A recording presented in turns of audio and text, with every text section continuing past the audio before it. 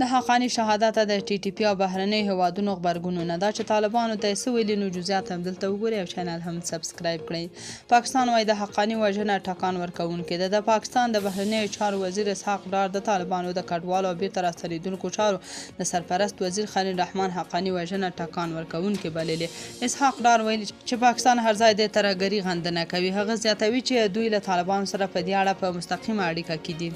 ټي ټي پی وايي حقانی د معاصر جهاد بنسټګر و. تحریک طالبان پاکستان د طالبانو د کډوالو او بیرته راستنېدونکو چارو وزیر خلیل رحمان حقانی د معاصر جهاد یو له بنسټګرو څخه بللی او د هغه په وژل کېدو باندې خواشیني څرګنده کړې ده. تحریک طالبان پاکستان د چهارشنبې په ورځ د یوې اعلامیې په خپرولو سره خلیل رحمان حقانی ته د شهید خطاب کړی او د هغه وژنه غندلې ده. تحریک طالبان پاکستان د حقانی په اړه په خپره شوې اعلامیه کې لیکلي هغه د شوروي اتحاد او ناټو پر ضد د دوو جهادونو مخکښ مشر او د معاصر جهاد له بنسټ ایښودونکو څخه و. تحریک طالبان پاکستان وایي چې دوی له افغاني طالبان سره په دې غم کې ځان شریک بولي. د ایران د بهرنیو چارو وزارت په کابل کې د طالبانو د کډوالو او بیرته راستنېدونکو چارو وزیر خلیل رحمان حقانی ترور وغانده. د ایران د بهرنیو چارو وزارت ویاند د طالبانو پر یاد چارواکي ځانمرګه برید ترهګریز برید وواله او په کلکو ټکو وغانده. اسماعیل بقایي د چهارشنبې په ورځ په یوې بیانیه کې وویل په کابل کې نننی ځانمرګه برید چې د حقانی او د څو نورو کسانو د وژل کېدو لامل شو د غندنې وړ دی.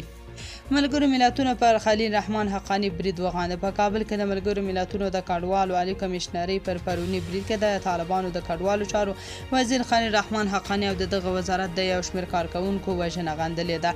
دغه بنسټ پر ایکس پاڼه د قربانیانو له کورنیو سره خواخوږي څرګنده کړې ده. دغه بنسټ دارنګه د افغانستان د خلکو د ساتنې مرستې او د ستونزو د حل لارو په برخه کې په خپلو ژمنې وار بیا ټینګار وکړ. بل خوا نامه هم پر ایکس پاڼه لیکلې نامه د افغانستان د کډوالو او راستنېدونکو چارو پر وزارت هغه برید چې پکې د وزیر په ګډون یو شمېر کسان ووژل شول او ځینې نور ټپیان شول په کلکه غندي. په دې لیکنه کې راغلي چې د امن او ټیکاو لپاره ترهګري تل د لارې پر سر خنډ ګرځي.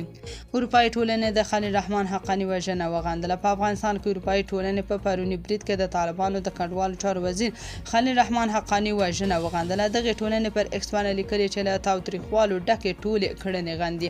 په دغه لیکنه کې راغلي موږ د کډوالو او راستنېدونکو چارو پر سرپرست وزیر او څو تنو نورو شوي برید په کلکه غندو. په کابل کې د ترکیې سفارت د طالبانو پر کډوالو چارو وزیر خلیل رحمان حقانی ځانمرګه برید ترهګریز بللی دی او غندلی دی. د ترکیې سفارت ویل موږ هر ډول ترهګري غندو افغان ولس ته د تسلیت مراتب وړاندې کوو. قطر د طالبانو حکومت د کډوالو چارو د سرپرست وزیر خلیل رحمان حقانی وژنه غندلې.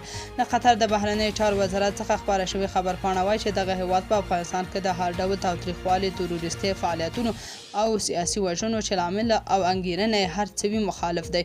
د قطر بهرنیو چارو وزارت د پیښې د قربانیانو له کورنۍ او طالبانو له حکومت سره خپله ژوره خواخوږي څرګنده کړې. په کابل کې د سعودي عربستان سفارت د خلیل رحمان حقانی وژنه غندلې او د افغانستان له خلکو سره خواخوږي څرګنده کړې ده. دغه سفارت په بیان کې ویلي چې د هر ډول تاوتریخوالي ترهګري او سخت دریځۍ پر وړاندې د افغانستان د خلکو ترڅنګ ولاړ دی. په بیان کې راغلی چې د دغې پیښې ټپیانو ته د بیړنۍ روغتیا غوښتنه کوي.